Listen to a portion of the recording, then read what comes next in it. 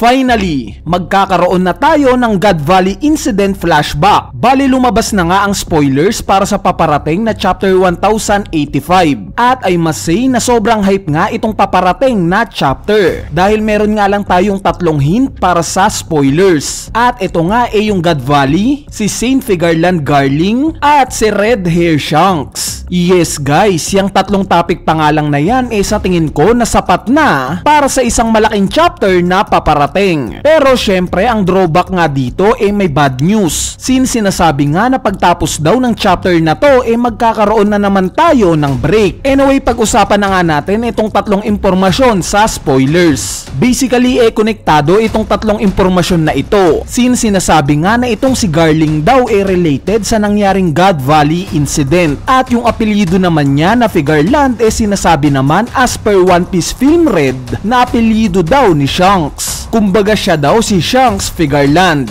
Meaning magkamag-anak itong dalawa na to. Hindi pa nga lang natin alam kung mag-ama ba sila, mag-uncle, maglolo o kung ano pa man. Pero relative sila. So ano bang i-expect natin sa paparating na chapter na to? Ang expectations ko nga syempre magkakaroon ng big revelations patungkol sa mga Figarland. Since hinihint nga na nasa kanila daw yung spotlight ng chapter na to. At dahil nga sa sila yung bida sa paparating na chapter, ano ba ang analysis ko patungkol kay Saint Figarland Garling? Bali-base nga sa chapter 1086 kung saan nag-debut itong si Garling, nakita nga natin na siya ang nag-execute kay Saint Mossguard. At mind you guys itong si Saint Mossguard nga galing sa angkan ng isa sa 20 founding families ng world government. Since ang last name nga niya Don Quixote. Kaya naman ay assume na itong si Saint Figarland Garling direct descendant din ng 20 founding families. In short itong pamilya niya na Figarland masasabi kong gaya ng mga Nefertari at Don Quixote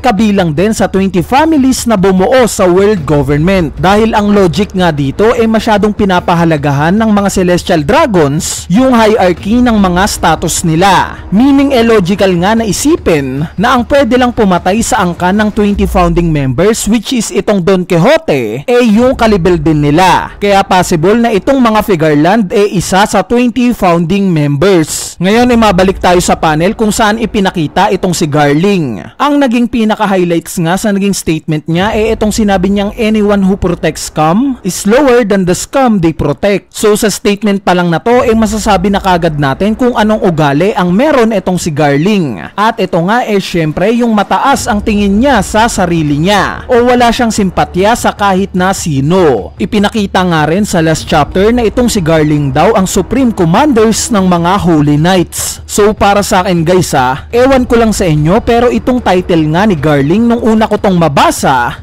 para nga siyang may vibes ng isang fleet admiral or isang world government in chief. Kumbaga kung may mga Holy Knights siya ang parang pinakapinuno ng mga ito.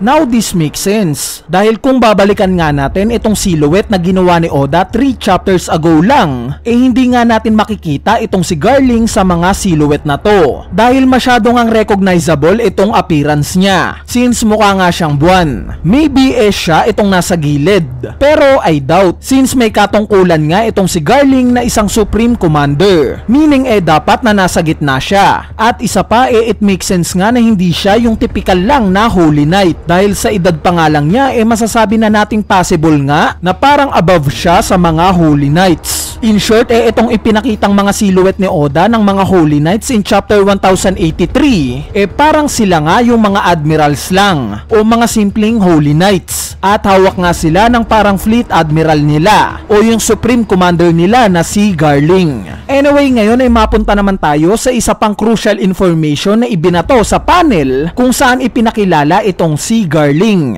So base nga sa mga unang translations itong si Garling daw ang dating hari ng God Valley. Nung una ko nga tong mabasa medyo nag-alangan ako kung totoo ba ito o nagkamali lang yung pagtatranslate sa part na to. Kaya hindi ko rin kagad to nagawan ng video.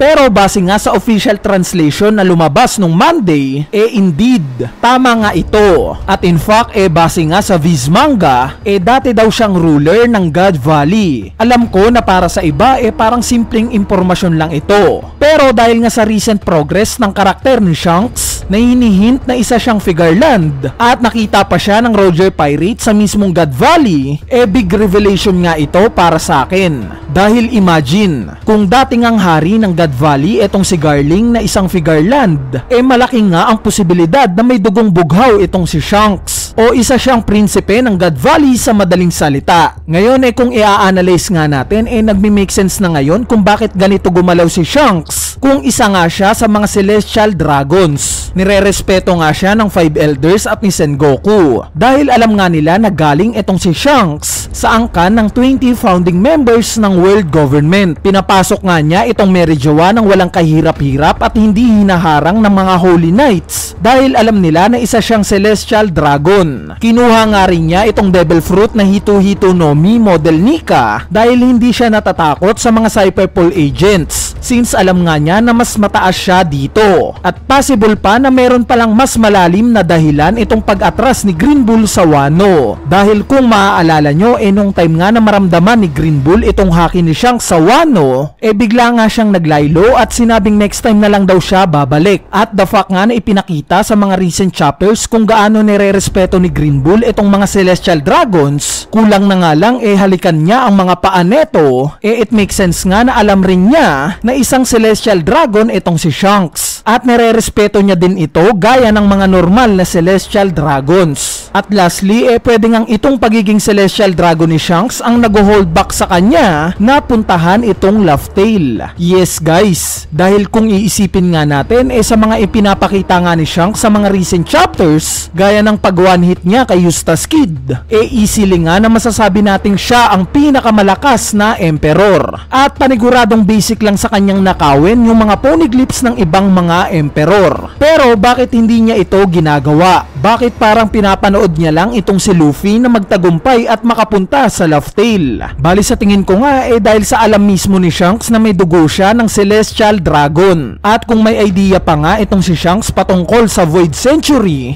alam niya na isa yung angkan niya, which is yung mga Figarland sa dahilan kung bakit nagahari ngayon itong world government sa mundo. At pwedeng ayaw ngang gumawa ng hakbang ni Shanks na ikakapanalo na itong world government. Kaya nung makita niya itong si Luffy na may potensyal na sumunod sa yapak ng dati niyang captain na si Roger, sinugal nga niya ang lahat kay Luffy. At secretly nga na ginagabayan niya itong si Luffy. Kumbaga yung pangarap niya na makapunta sa Laugh Tale, dahil nga sa isa siyang Celestial Dragon, pinaubaya niya na to kay Luffy. Since ayaw nga niya na yung isang Celestial Dragon gaya niya ang makakapunta ng Laugh Tale. Anyway, mabalik nga kay Saint Figarland Garling, maraming ang posibilidad sa kung ano yung naging role niya during God Valley incident. Nandyan nga yung isa siya sa lumaban at pumanig kila Roger at Gar para labanan itong Rocks Pirates. Nandyan din yung posibilidad na wala siyang kinampihan at naging all-out war pala ang nangyari sa God Valley. At pwede din na normal na hari lang siya na mas pinrotektahan itong mga nasasakupan niya. So maraming ang posibilidad sa role nitong si Garling sa God Valley incident. Kaya hindi muna natin to gagalawin since kulang pa nga yung impormasyon patungkol sa kanya. Anyway, dito na nga nagtatapos itong maikling topic natin para sa paparating na chapter 1095. Tatalakayin na nga lang natin ng mas buo itong chapter na to, syempre once na lumabas na yung full chapter. Kaya stay tuned lang sa channel natin para sa mas maraming One Piece happenings. So yun lang, peace!